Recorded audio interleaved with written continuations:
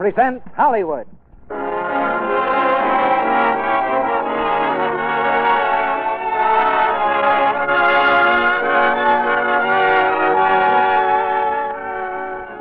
The Lux Radio Theater brings you Mickey Rooney and Judy Garland in Merton of the Movies. Ladies and gentlemen, your producer, Mr. Cecil B. DeMille.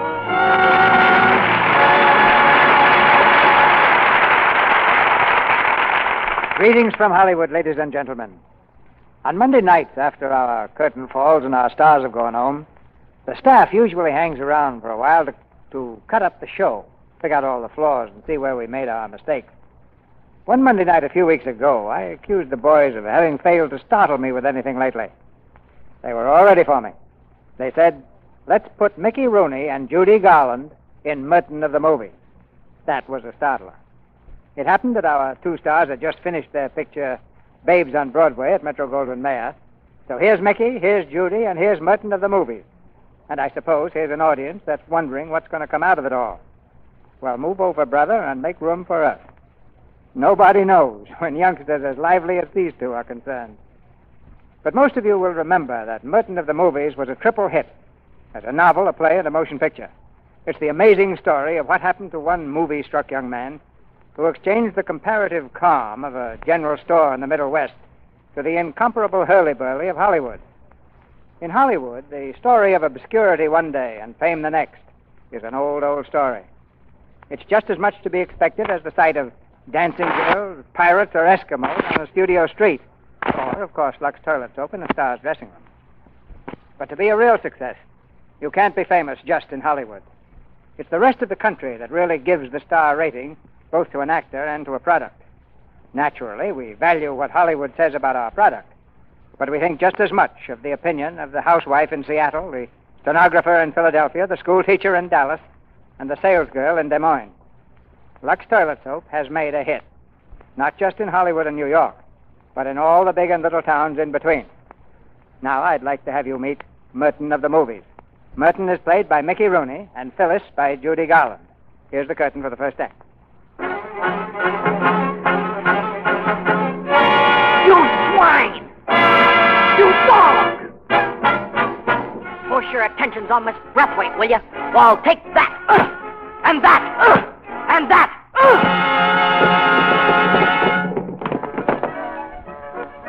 Don't be alarmed, ladies and gentlemen.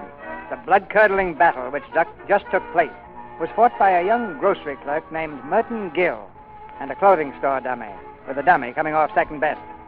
Merton often engages in these bouts, usually in the back room of the Simsbury General Store.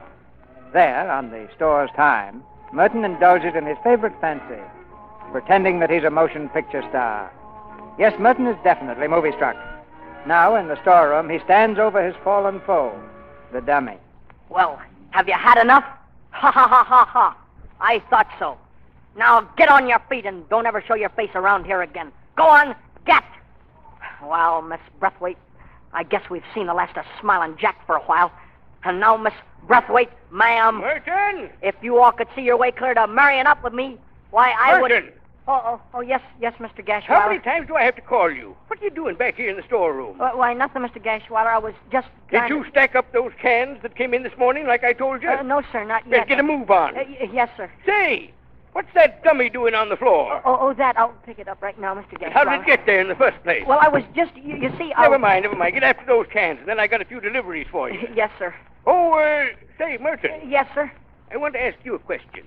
Was that you down in the meadow this morning? In the meadow? Why, yes, sir. With the horse again? Yes, sir. I was just hitching her up. Now, listen, Merton. That old mare ain't been hitched up since we got the delivery truck. What were you doing down there? Well, I just wanted to see if she was still all right. At 6 o'clock in the morning? Merton, I don't know as I understand you lately. You've been acting mighty queer. I'm just the same. No, you ain't. And I know what it is, too. It's them moving pictures. If you'd stay away from that By Joe Theater and pay a little more attention to your work around here, you'd be a lot better off. Yes, sir. Yes, sir. Yes, sir. That's what you said the last time. Well, I'm telling you for the last time. You get a move on and start looking for another job. Now set up those cans and make those deliveries.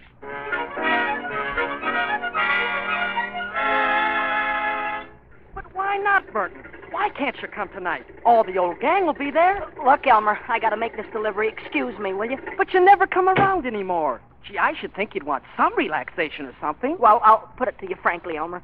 I ain't got time to run around with the crowd. I've got other interests. What other interests? Well, I have them, that's all. Hey, you're not in love with some girl, are you? Don't be ridiculous.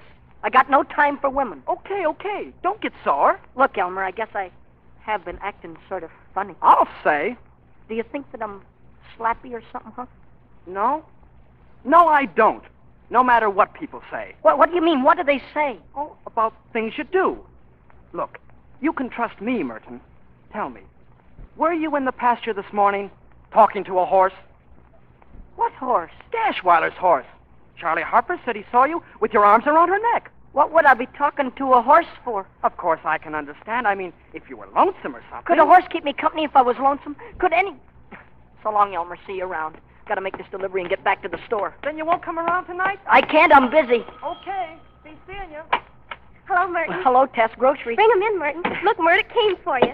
What did? Lesson number 6 from the Hofburg School of Acting. Oh, let's see. Oh, gee, thanks, Tess. Oh, I think it's wonderful, Merton. You're taking lessons like this through the mail. It shows real ambition. It's wonderful of you to let him mail him here. If Mr. Gashweiler saw me getting this stuff, he'd fire me. Hey, look at this. The facial expressions. Anger. Love. Horror.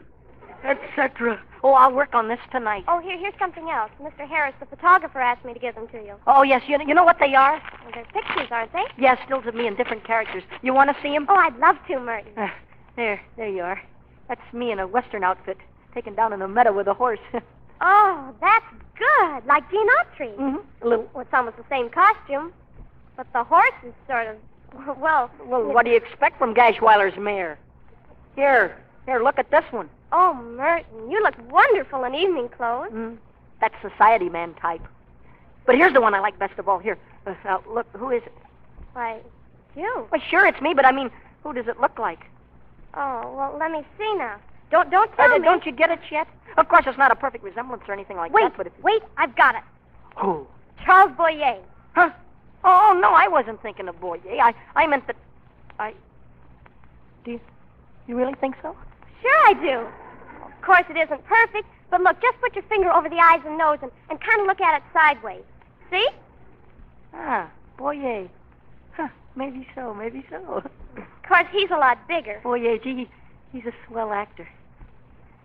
Pepe Le Moco, the king of the Gaspar, they call me. The most dangerous jewel thief in all the world. Oh, Merton. You're afraid of me? Now, don't be afraid of me, my chérie. Look at me. Kiss me. Oh, Merton, that's wonderful. Huh? Oh, it's just a little thing I've been working on down at the store, that's all. Is that Merton, dear? Yes, Mother? Well, tell him Mr. Gaswiler just called. He wants to know what's holding up the rest of the deliveries. All right. Gee, I better go. Are you going to the Bijou tonight? No, I can't. I got to rehearse a couple of scenes I got in mind. Harvey Corliss is there in a Western. He's got a swell interview in Camerlan this week. I was just reading it. Look. Let me see. I like this part here. See? Hard work and the constant striving toward an ideal is the key to success. No, below that, about his wife. His wife? Oh, yeah, down here.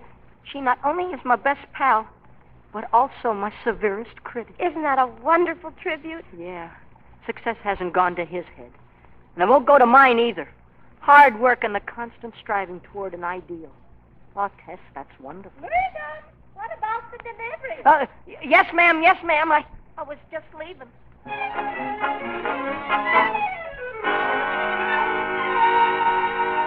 You swine! You cur! Take that! And that! And that! And now, Miss Braithwaite, ma'am! What do you think you're doing in here? Oh, Mr. Gashweiler. Merton, I've stood enough of this. Who are you talking to? Why, nobody. That's what I thought. Every time I come back, those dummies are all over the floor. Look, Mr. Gashweiler, I'm not doing any harm. How do I know what you're doing? I declare, Merton, if your folks were still alive, you'd certainly be a trial to them. I'm just studying, that's all. Studying what? Well, I may as well tell you. I'm studying acting. Acting? Yes, sir. From the Hofburg School of Acting. I see. Well, let me tell you this, young man. I don't want any more studying while you're working for me. You don't mean that, do you, Mr. Gashweiler? I certainly do. All right, then. I'll leave. You what? I'll leave. I'm going out to Hollywood. To Hollywood? Yes, sir. To be an actor? Yes, sir, and I'll succeed, too. 'Tain't likely. A boy from Simsbury. Lincoln walked 4 miles for a book. Yes, but you ain't studying for president. All right, Merton. If that's what you want to do, then I'll just go ahead and get somebody else. You got much money? $270. Well, I hope you make a big success of it, Merton. Good night.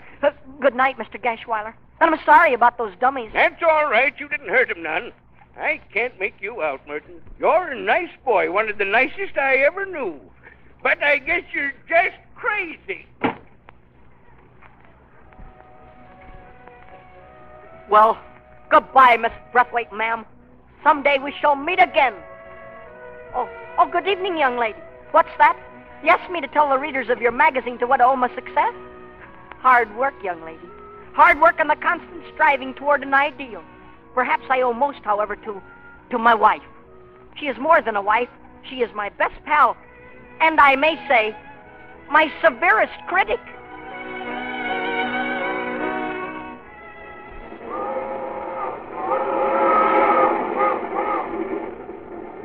Across the plains to the blue Pacific, riding west. Hi-ho, Silver, giddy up, boy, get after him, boy. 30 miles and I get up. Boy, get up. Shall I make up your first now, sir?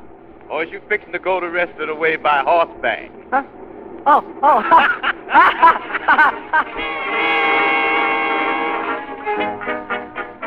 I'm sorry, folks. No casting today. Try again tomorrow. No casting today. No casting, sorry. Will you leave your name, please? Leave your name. Just leave your name, please. No casting today. Leave your name. No casting. No casting. No casting. Leave your name.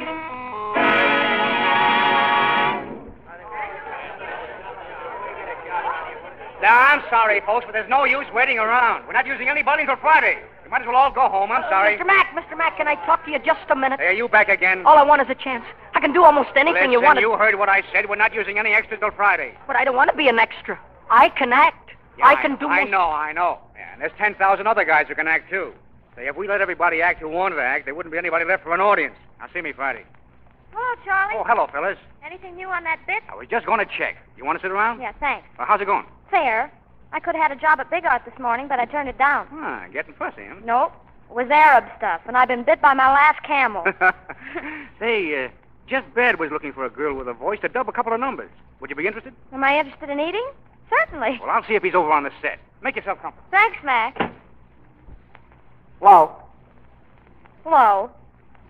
Are you in pictures? Yes, sometimes. Gee, that must be swell. Oh, why? Well, I mean, being an actor, have you been in pictures long? I was 6 years old when I played my first part. Yeah? Mm-hmm. How'd you get it? They were looking for a kid with 2 front teeth missing. I was it. Oh, comedy, huh? What's the matter with comedy? Well, I don't care for it myself. I think it's, making people laugh at you. It's degrading to a great art. What art?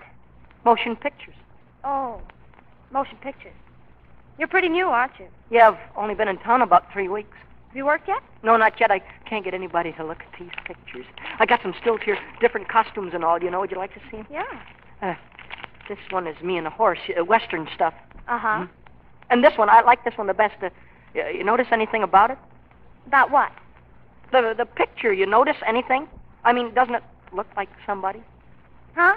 Well, here, just put your finger over the eyes and nose and there, look at it sideways. Now, well, it helps. Never mind. I guess it's not as good as I thought it was. What's your name? Phyllis Wayne. What's yours? Clifford Armitage. What did you say? Clifford Armitage. What I thought you said. Of course, that's just my stage name. Oh. I figured it looked better in lights than Merton Gill. In lights. You're going to be a big success, aren't you? I hope so. Have you got any idea what you're up against? Oh, it's going to be a struggle for a while. I know that. Yeah. Jobs are few and far between these days. Take the case of my pup. He's an old-timer in this business. Last month he got a job in a Mountaineer picture, but they wouldn't stand for the crepe hair, so he had to go and raise a garden. A garden? A beard. Oh, a beard, a garden, yeah. Sure. He spent 4 whole weeks raising it, and what happens? He gets a half-day's work and a revenuer shoots him dead, so he's out.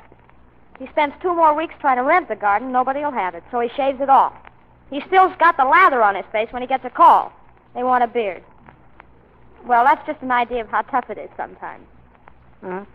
I don't see what that's got to do with me. I couldn't raise a beard anyhow. Well, you win, brother. Oh, Miss Bodie, call up Central Casting. Yes, sir. 38 men and women, evening clothes, 8. Tomorrow morning, stage 3. Yes, sir. Mr. Mac, is that call for a lot of people? Still here? Yes, sir. I just heard you say that you needed some. Do you want to work tomorrow? Do I? Sure. You got evening clothes? Yes, sir. Okay, 8 o'clock. Gee, thanks. Do you hear that, Miss Wayne? I'm working tomorrow. Say, Mr. Mac, should I have my breakfast before I come? Well, it might be a good idea. Okay, let's see. It's about 11 a.m. now. That's not long, is Oh, it? no time at all. Oh, I mean, if I go to bed early, why, that'll make the time pass a lot more quickly. Is he kidding? Listen, this is no starring part. It's $7.50. Oh, that's all right. Hard work and the constant striving toward an ideal is the key to success. Thanks a lot, Mr. Mac. That kid frightens me.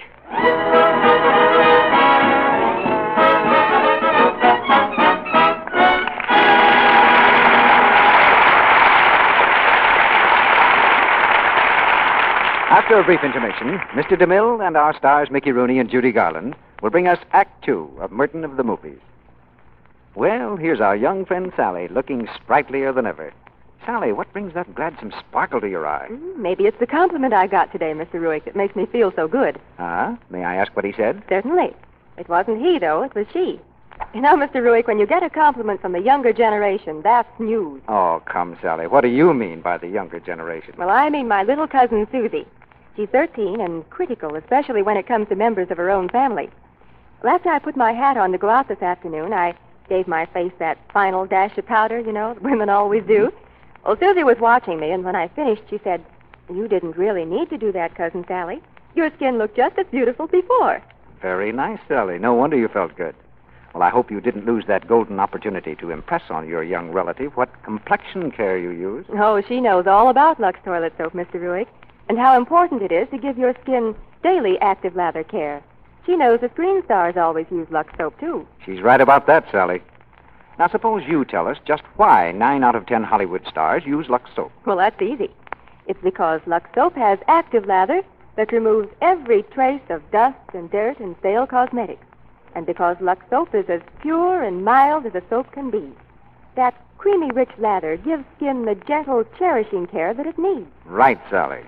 The owners of some of the world's loveliest complexions proved that by saying they wouldn't think of neglecting their daily active lather facials. Yes, and it's so easy to take a Lux Beauty facial.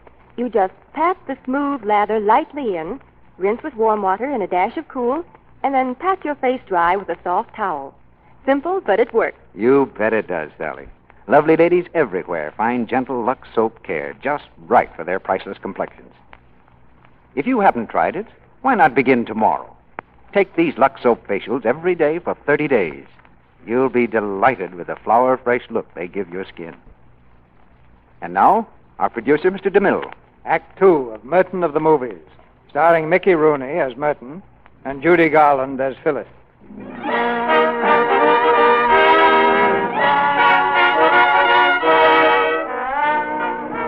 Hard work and the constant striving toward an ideal. With this motto before him, Merton is struggling along the road to success. But he's discovered that the most difficult part of the motto is finding some hard work. His pocketbook's very thin now, for he's worked just 1 day in 7 weeks. At last comes another call for extras, and Merton is on the set, wild-eyed and eager. Joe, can I shoot this scene? About 5 minutes, Mr. Weller. All right, but shake it up, Will. Oh, for the love of... Gee, excuse me, Mr. Weller. I Look, didn't mean to kid, bump don't into you. stand behind me, please. Every time I turn around, you step all over my feet. I'm sorry, Mr. Weller. I'm just trying to learn, you know. Well, learn to keep out of the way, will you? Yes, sir. Yes, Hey, sir. Charlie. Yeah? Where's the guy who's going to do this bit? I just called his house, Mr. Weller. I think he's on his way. You think he is? What am I running here, a guessing game? Call the office and find out if he's waiting over there. Okay, Mr. Weller. Hiya, Trooper.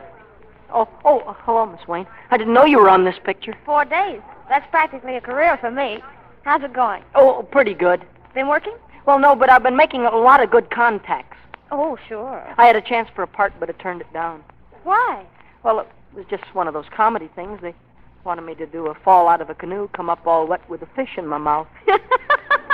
I told them what I thought of it, and I walked out. Why didn't you take it? At least you could have eaten the fish. Oh, I'm getting along. You know, maybe you're making a mistake. You've got a swell face for... For what? Oh, I don't know. Maybe I'm wrong. Hi, fellas. Did you see Bad yesterday? Yeah, thanks, Charlie. It looks like it's all set. 3 weeks, maybe more. Nice work, kid. You got another part? Lucky me. Looks like a good one for a change. 2 songs all my own. Oh, gee, that's great. Charlie, what goes? Nothing yet, Mr. Weller. I just can't locate the guy. All right, then. I'll shoot it without him. Any one of these kids know anything about acting? Hey, that's me, Mr. Weller. Mr. Weller, do you want an actor? Can you read a line? Yes, sir, I can read anything. Now, let me look at you.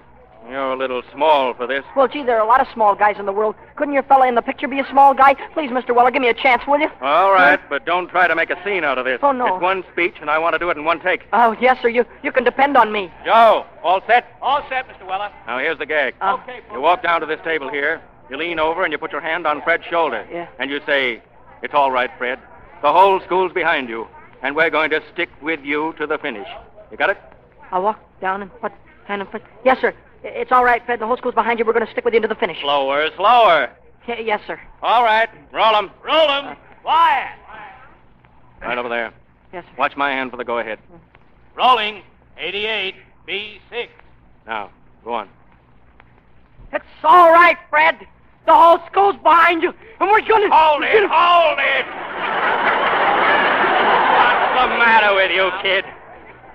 I'm sorry. I'm a little nervous, Mr. Weller. You don't have to yell that line. Take it easy. Take it easy. Yes, sir. Now, let's try it again.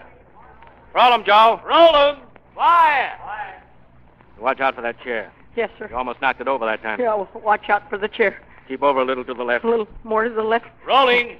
88, B7. Go ahead. It's all right, Fred. The whole school's behind you, and we're going to stick with you until... I told you to watch out for that chair. Well, I thought if I put in a gesture right there, Mr. Weller... Who asked for a gesture? Just say the line. That's all I asked. Say the line.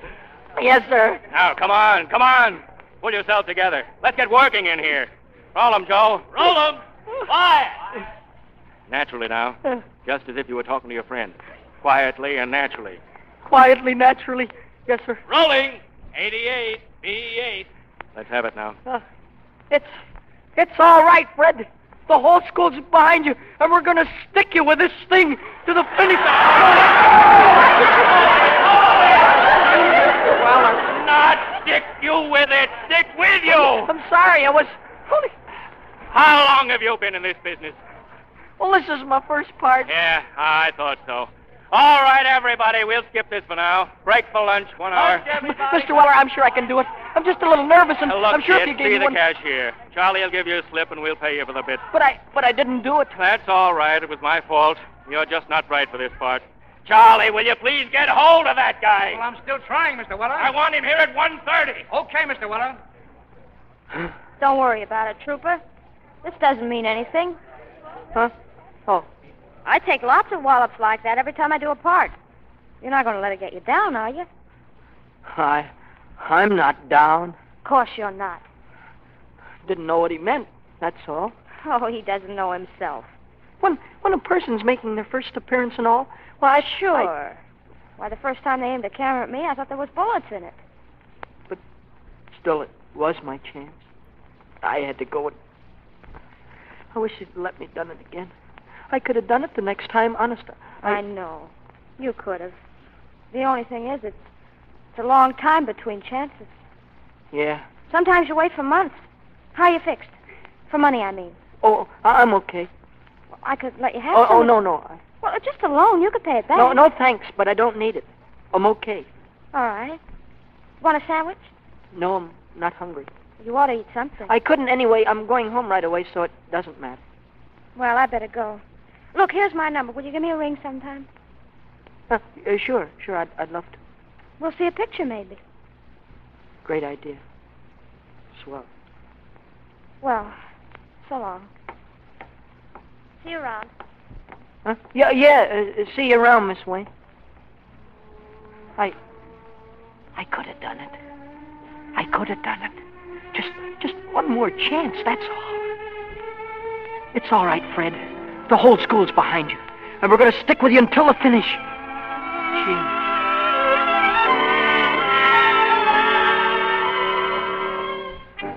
Nothing doing today, fella. No casting No today. casting. No casting. Just leave your number, please. No casting. Leave your number. No casting today. Sorry. Sorry. Sorry. Sorry.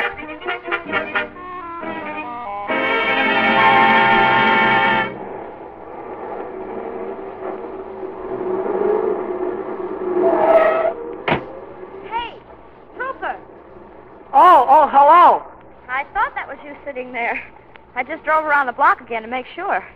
Well, that's very nice of you. Nope. Purely selfish. I just wanted to find out what was the matter with me. Huh? Well, the last time I saw you, you were going to give me a ring. What happened to that movie date? Well, I figured you were pretty busy. I've been reading about you in the movie columns. Oh, don't believe that 7-year contract stuff. There's an option every 6 months. I'm still a working girl. Just the same, congratulations. Thanks. Tried to call you one day. Yeah? Charlie gave me your number. They were going to use a lot of extras, and I thought you might be interested. Gee, that's very nice of you. Well, when I called, the landlady said you'd moved. She didn't know where to.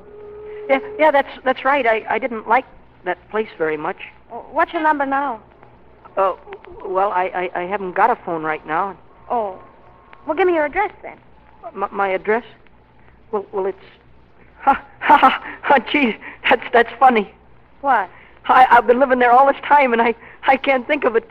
Isn't that funny? The Scream. Which park is it? This one? Huh? Which park and what bench?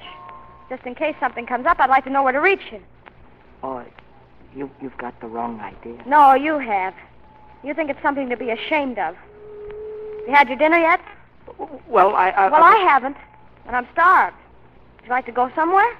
No, thanks. I don't want to... I mean, Look, have you got a dime? Yeah, I've got a dime. Well, so have I. Let's go to a drive-in and get a hamburger and sit and talk. Is there anything wrong with that? I guess not. Well, come on. Let's go.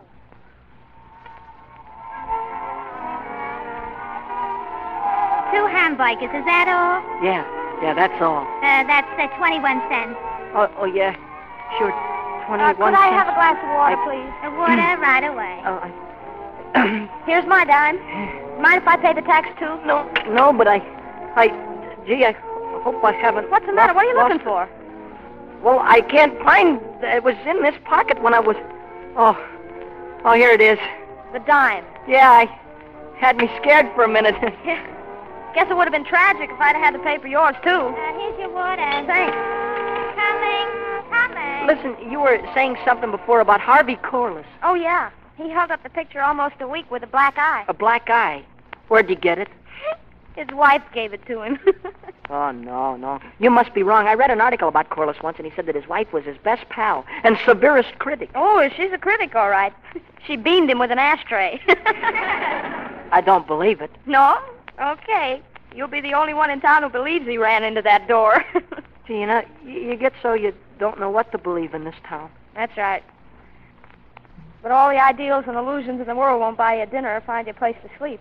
You ought to get rid of them for your own good. This idea you've got about playing comedy. Well, you could get plenty of work, maybe, if you'd only... If I let somebody slam me in the face with a pie? No, thanks. That's not my idea of acting. And I'll be a good actor or I won't act at all. You said it. What? I don't know why I bother my head about you anyway. Any guy who's as dumb... Did I ask you to bother about me? Did I ask you for 1 second to concern yourself with anything that I was... Stop it. That's an old scene. I've played it myself. I'm not playing a scene. You're always playing a scene. You want to struggle for your art. You wouldn't take success the easy way if it was offered to you on a platinum platter. Brother, you're just pure ham. Do you mind, Miss Wayne, if I leave? And that proves it. Thank you. Good night, Miss Wayne. Good night. Look out for that tray. Hey, something happened over here? Yeah, I broke a couple of things. I'll pay for them. Forget it. That's the boss's worry. See what I mean? You can't even make an exit without getting a laugh. If there's any damage done to the car, I'll be glad to pay for that, too. Someday. Good night.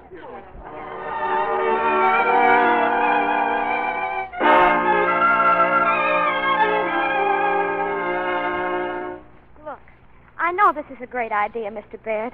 This boy is very funny, and that plot you've been talking about... Phyllis, let's be sensible. Yeah, but he's just right for it, Mr. Baird. He's a natural comic. Will you stop? I direct pictures. I don't run a school for would-be actors. Now, outside, Phyllis, I'm busy. Look, will you do one thing for me, please? The answer's going to be no.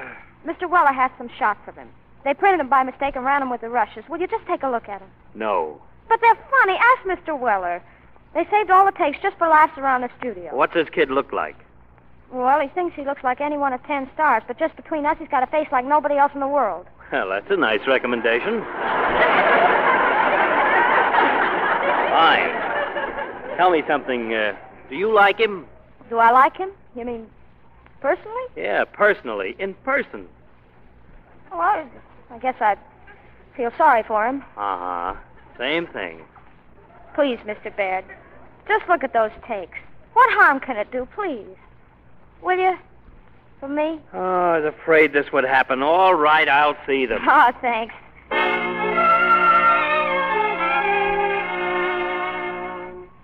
Hello? Hello, Phyllis? This is Jeff Baird. Listen, I've just seen those takes. Come down here. I want to talk to you. Phyllis, I think you found something. What do you mean I can't tell him it's comedy? Well, the part is slapstick. That's what I want. I know it is, Mr. Baird, but if he thinks it's funny or if he thinks he's funny, he won't take the job. This is ridiculous. Oh, look, it's very simple. Just let him be natural. Don't tell him anything. He'll think it's serious. Is he that dumb?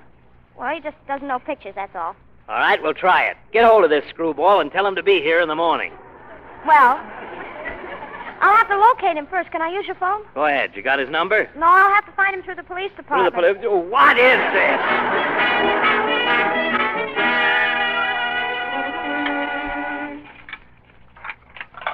When you finish those dishes, I got some more for you, kid. Yes, sir.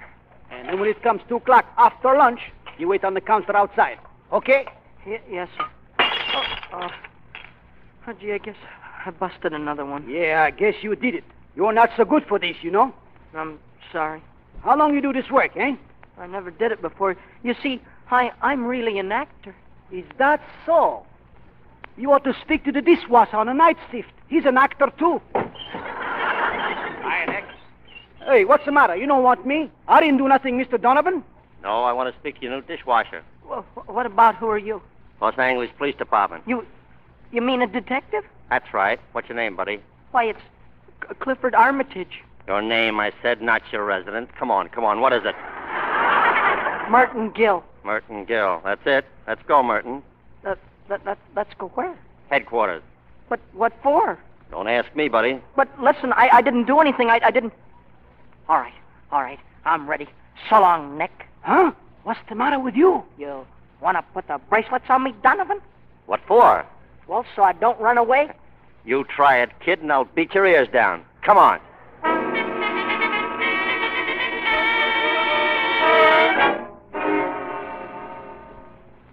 I don't understand this, Mr. Baird. You mean you want me to work in your picture? I just said so, didn't I? Mr. Baird was looking for a certain type. I told him about you. Oh, thank you. I didn't know where to find you, so we had to put the police on it. Well, you certainly went to a lot of trouble, but, Mr. Baird, haven't you made an awful lot of comedies? Huh? Certainly I have. Why, I've been making comedies. But this one isn't. This one's real drama. It's a swell story, really. Look, son, I'm offering you a part. A real part in a real picture. Take it or leave it. Well, I'd like to take it, of course, but this is a pretty delicate point in my career, Mr. Baird. I want to get off on the right foot, you know. Oh, for the love of... Merton, say you'll take it. Quick! Well, as long as it's Merton, stop talking. Mr. Baird, he'll play the part. All right. We'll draw up a contract for the picture with options for 5 years. I'll give you $150 a week. Is that okay? 100 and... Oh, yeah, I guess that's satisfactory. Wow!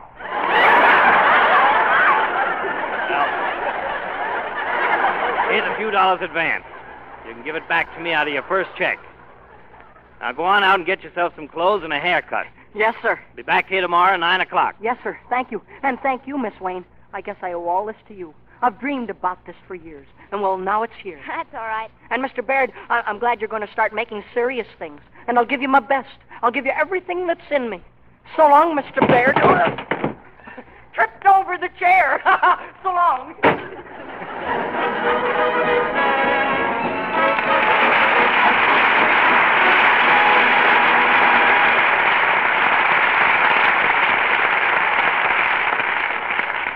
We pause now for station identification. This is the Columbia Broadcasting System.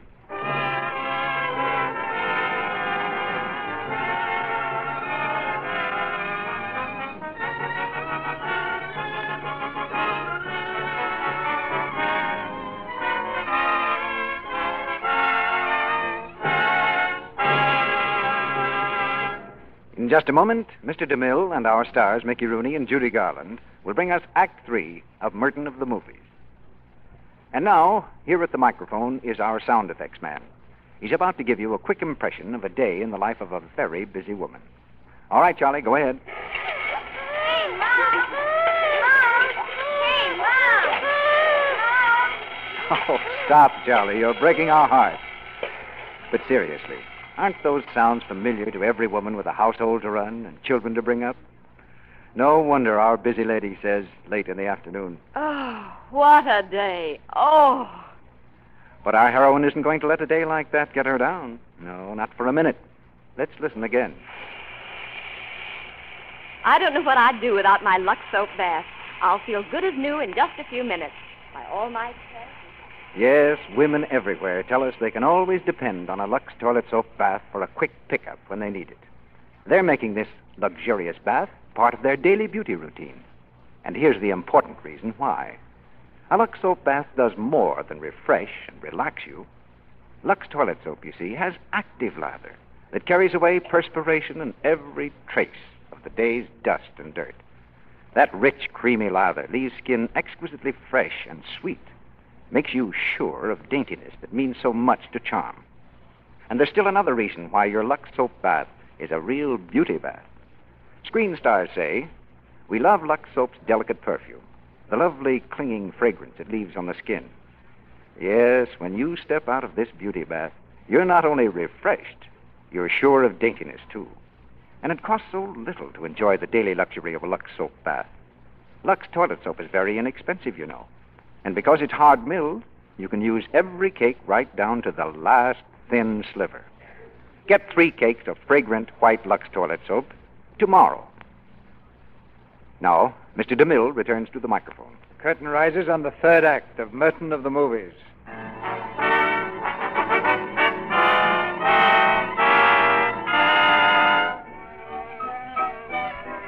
Merton doesn't know it yet, but he's on the way to becoming a very funny actor. Convinced that the part is serious, he's giving his all, and Merton's all is plenty. The boys on the set have strict orders not to laugh, but it's a pretty tough assignment, particularly when Merton is laying on the dramatics in a heavy scene. Goodbye, Gwendolyn. Maybe it's better this way.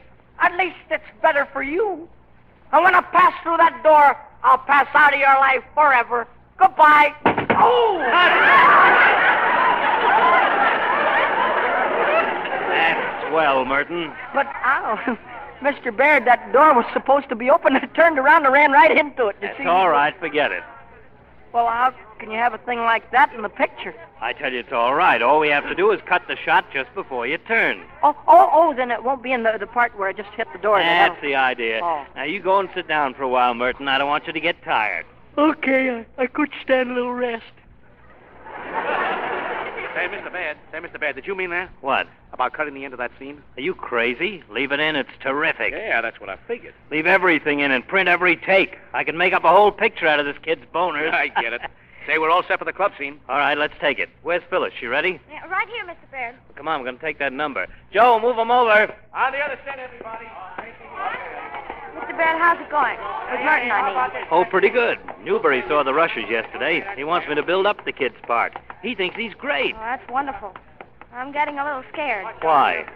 Well, what's going to happen when he finds out? He won't find out. Not till the picture's previewed, anyhow.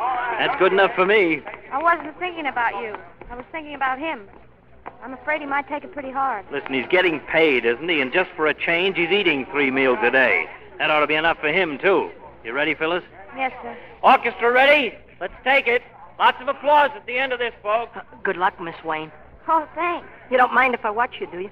Does it make you nervous? No, not at all. Roll 'em. Just Quiet. wanted to make sure. You know how some of us are all nerves. Yeah. Rolling. 63, D7. Money.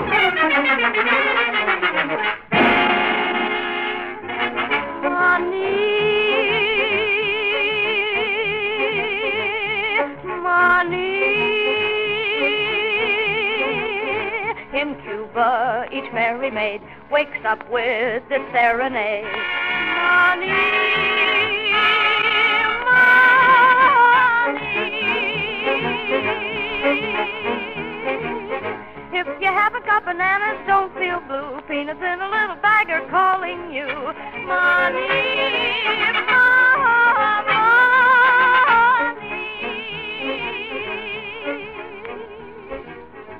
don't waste them, no tummy ache. You'll taste them when you're awake. For breakfast or dinner time, for supper most any time. Money, money. For at the very break of day, the peanut vendor's on his way.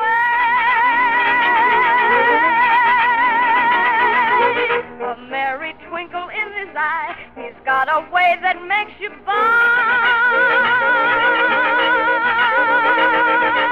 Through every city, town, and country lane, you'll hear him sing his plaintive little strain. And as he goes by, you'll hear him say, please buy my peanuts. They're here to sell peanuts. They're very swell peanuts.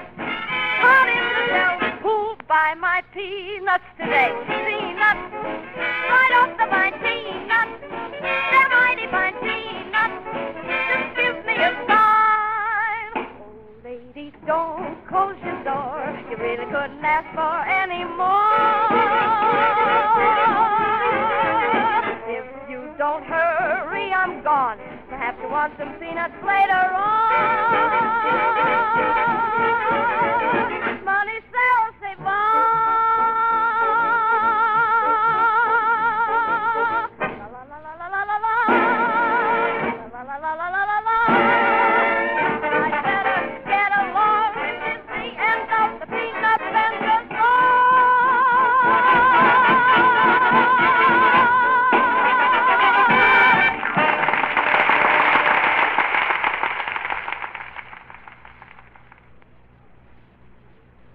Mr. Baird, I'd like to talk to you for a few minutes. Why, sure. Sit down. What's on your mind? Well, frankly, I'm a little worried about the picture, Mr. Baird. Yeah? Why? Well, that part where I come through the door on my hands and knees, aren't you afraid we might get a laugh there? No, I'm not afraid. It doesn't seem right somehow. Of course it's right. You go outside to fight the other guy, he knocks you down. What's more natural than crawling back on your hands and knees? Well, I could stagger back. You know, a shot of me in the doorway. I've been hurt. There's a gash on my cheek. I stand there and I'm a-swaying. And then I crumple up like this. Ugh! And bang! Oh, I'm falling on the floor. Huh? No. Why, that's corny. Corny, Merton. You just leave these things to me, will you? Now, I've been in this business a little longer than you have. Well, okay, but there's one thing more, Mr. Baird, and this is pretty serious. Well? Well, in that dramatic scene with the girl's mother, I feel, Mr. Baird, why can't I wear my shoes? But I feel silly standing there in my bare feet. I've never seen anything like that before. That, my boy, is what is known as touch.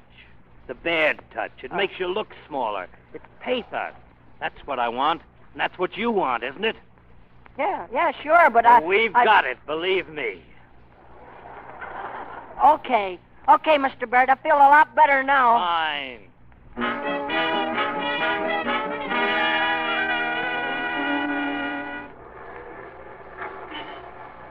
Tomorrow night. It keeps running through my head like a drum. It's a great thing.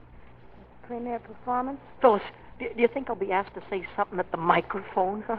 Maybe. It's funny, isn't it? Sitting here with you, the same place, the same girl, but not the same guy. Why, I couldn't even buy you a hamburger then. And now I'm sitting on top of the world.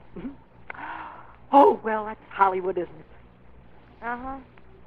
Yeah, that's Hollywood. What's the matter? What are you thinking about?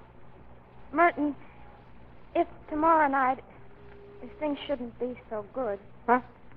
Would it hurt you very much?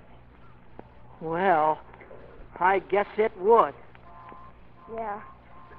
I thought so. Well, what makes you say that, Phyllis? Are you afraid that people won't like me? Oh, no. They're going to like you. A lot.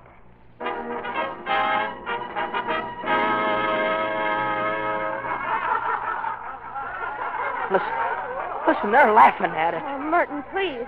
Why, what are they laughing about? Mr. Baird said that... Merton, don't get excited. Just sit still a minute, please. Goodbye, Gwendolyn. Maybe it's better this way. At least it's better for you. But when I pass through that door, I'll pass out of your life forever. Goodbye. Oh! Oh, Merton, sit down, sit down. Did you see that? They said they were going to cut it out. Oh, he told me that he was going to... Merton. I'm getting out of here. They're making a fool out of me. That's what I am. A fool. Merton, come back.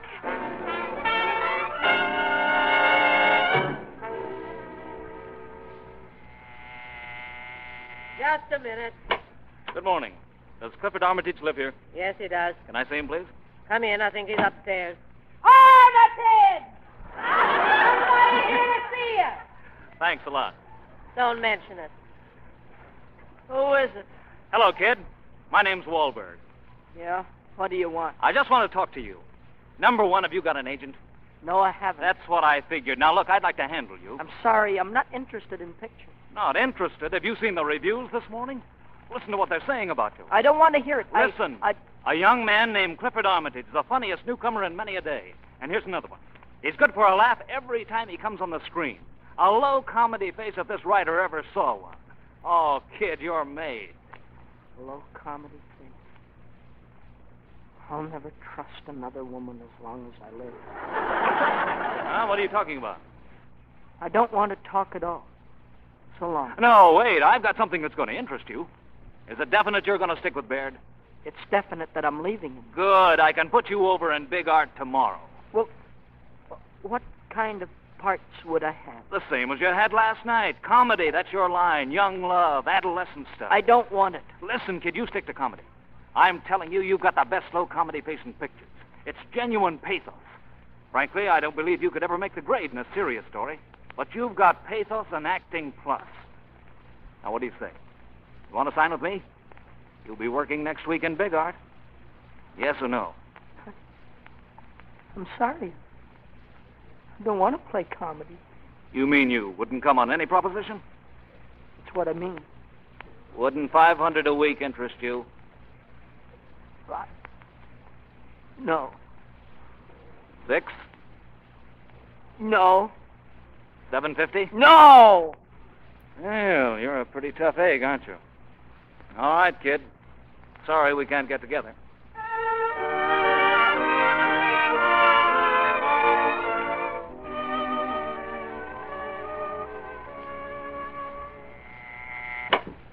Yes? Mr. Armitage in? He's upstairs. Armitage! Somebody to see you! Is it all right if I go up? Suit yourself.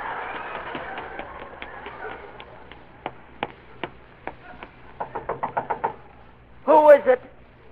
Phyllis. Hello. Come on in. Oh, I thought... You thought what? Well, after last night, I figured you'd be sore at me. What for? Why should I be sore at you? Oh, it was a dirty trick I played, Merton, but it turned out for your own good. I wish you could see it that way. Oh, sure I do. I'm a lot smarter than I was yesterday. Comedy is my line. Why, I've got the greatest low comedy face in pictures. Didn't you know that? I'm a scream. Every time I open my mouth, I'm good for a laugh. I've got pathos, acting plus. Why, I'd be terrible in a serious story. Don't you think I know that? Do you think that I'm that dumb? Do you think that Merton, please. I had an offer already this morning. They want to pay me $750 a week for making funny faces. That's funny enough right there. You can't take that. You're signed with Baird. Through with Baird. Through with Hollywood. I'm going home. That means you're through with me, too, I suppose. All right. You can walk out on Baird and me, but not pictures. So you've got a low comedy face. What of it? They liked you, didn't they? You've got the greatest gift that was ever given to anybody, making people laugh. And you're not going to throw that gift away. You're going to go and see that picture. I'm going to drag you there every night for a week. And you're going to stand in the lobby and watch the people as they come out. They'll be laughing. They won't be scared and worried for a few minutes because you've made them forget. That's what people need now. They need to laugh. I pulled a dirty trick on you, but I'd do it again. I'd do it tomorrow if I thought it would make you understand that. Oh, why are you such a dope? Phyllis. Gee, Phyllis, please don't cry. Please.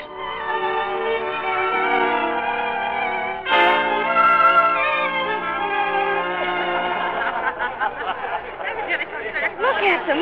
You see what I mean? Look at their faces. I never laughed so hard in all my life. Isn't he marvelous? A great kid, a great kid. You see? Yeah, I guess so. They like you. They're your friends. That's in there, isn't it? Oh, come on, let's go. You were swell, Mr. Armitage. I almost died laughing. make Will you another sign my picture? book, please? So young, too. Your book? You mean it? I got all the best actors. Will you, please? Gee, I'd love to. Thanks. Hiya, Phyllis. What's the good word? Hello, Frank. Got anything for the column? No, not a speck of dirt. Hello, Armitage. Oh, hello, Frank. What's this I noticed in the theater? You and Phyllis holding hands. Oh, well, that's nothing. And I print it. Well, you can say that we're friends. Yeah, that's right, Frank. She's my greatest pal. And I might also add, my severest critic.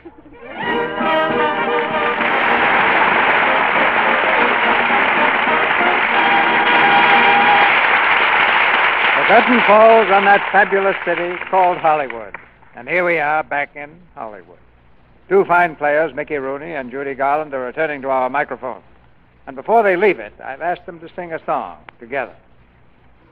Thank you. This play was a lot of fun, Mr. DeMille. But do you think that things really happen that way in Hollywood? I don't know, Mickey. I've seen a lot of mighty unbelievable things here in the last 30 years. Well, how about a few samples? Well, now, Mickey, reminiscing is a luxury that only young fellows like you can afford. But just between us, I remember a small boy who made such a hit in pictures with a derby hat and a big black cigar that he couldn't get any other part. Whew. Sounds like an awful tough kid. Whatever became of him? Well, he finally broke the jinx by playing Shakespeare and Andy Hardy. Right now, he's standing there beside you, Judy. Oh, why, Mickey, smoking cigars at that age. Oh, I used to get through 4 or 5 a day when I was younger. Well, they were chocolate anyway. Say, what was this place like when you first came out here, Mr. DeMille? Well, my first studio was right across the street, Mickey, only the street was a country lane and the studio was a barn. And over here on the side of the Lux Radio Theater, well, Mickey, right where you're standing now, there used to be an orange tree. Must be good soil here. First it grows oranges, then Lux soap. Well, if Lux soap did grow on trees, it would be a lot nicer for us girls. I can't do without it. But back in those days, girls didn't have Lux soap to help keep their complexion soft and smooth, did they? Gee, pioneering must be awful. You mean way back in 1912 BLS? That's before Lux soap. Well, those were pretty rugged times. Look what the Indians did to my hair. Well, changing the subject, what have you got on the fire for next week, Mr. DeMille? Next week, Mickey, one of the screen's most popular characters comes to the Lux Radio Theater for the first time. It's that fast-talking girl with a heart of gold, Maisie. The play is adapted from the Metro-Goldwyn-Mayer picture, Maisie Was a Lady. And the stars, well, we wouldn't dare bring you anybody but the same actress who plays Maisie on the screen, Ann Sothern. And co-starring with her, we'll have Lou Ayres and Maureen O'Sullivan from the picture cast, and Henry Stevenson. All the Maisie fans know what to expect, and I think the rest of you will become Maisie fans next Monday night. Oh, gee, that sounds swell, Mr. DeMille. I want to hear that. And now, ladies and gentlemen, here's the song that Mickey and Judy promised us. It's How About You, from their new picture, Babes on Broadway, and the first time it's been sung on the air. When a girl meets boy, life can be a joy. But the note they end on will depend on little pleasures they will share. So let us compare. I like New York in June. How about you? I like a Gershwin tune. How about you? I love a fireside when a storm is due. I like potato chips, moonlight and motor trips. How about you? I'm mad about good books, can't get my fill. And Franklin Roosevelt's looks give me a thrill. Holding hands in the movie show when all the lights are low may not be new, but I like it. How about you? I'm an undeveloped alto. I like Jack Benny's jokes to a degree. I love the common folk, that includes me. I like to window shop on Fifth Avenue. You do? Well, I like banana splits, late supper at the Ritz. Say, how about you? I love to dream of fame. Maybe I'll shine. I'd love to see your name right beside mine. I can see we're in harmony. Looks like we both agree on what to do. And I like it. How about you?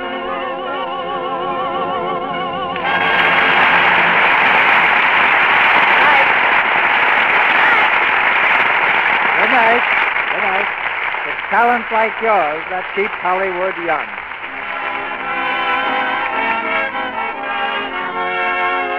Our sponsors, the makers of Lux Toilet Soap, join me in inviting you to be with us again next Monday night when the Lux Radio Theater presents Ann Sothern, Lou Ayres, Maureen O'Sullivan, and Henry Stevenson in Maisie Was a Lady. This is Cecil B. DeMille saying good night to you from Hollywood. We remind you now that the annual Red Cross Roll Call is going on throughout the country. Join the Red Cross and help the 1,001 activities of this great organization. Tune in next Monday night to hear Ann Sothern, Lou Ayres, Maureen O'Sullivan, and Henry Stevenson in Maisie Was a Lady. Our music was directed by Louis Silvers, and your announcer has been Melville Ruick. This is the Columbia Broadcasting System.